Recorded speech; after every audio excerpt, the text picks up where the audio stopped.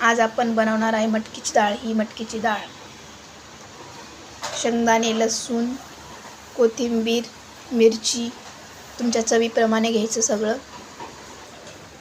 आता आपण याला बारीक करून घेणार आहे।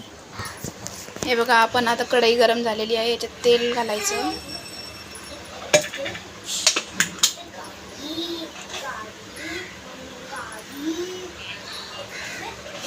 तेल गरम झालंय, आता याच्यात टाकू आपण राई,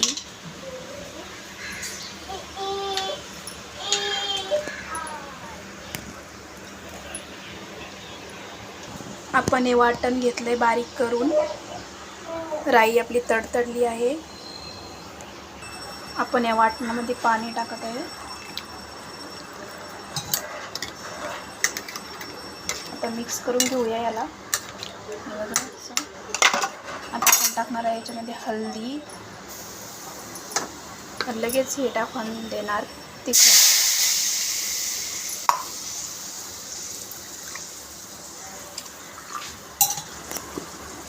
आपल्याला जेवढं पाहिजे तेवढे पाणी घालायचं, जेवढी डाळ बनवायची त्या हिशोबाने।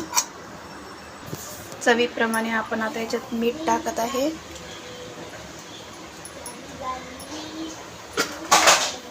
आता आपण याच्यात टाकूया कोथिंबीर, अशी टाकायची।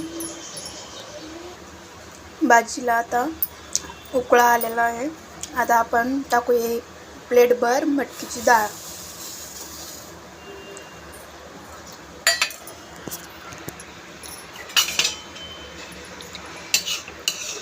घेऊ आपण हलवूनच मिक्स करून असं हलवायचं। बघा,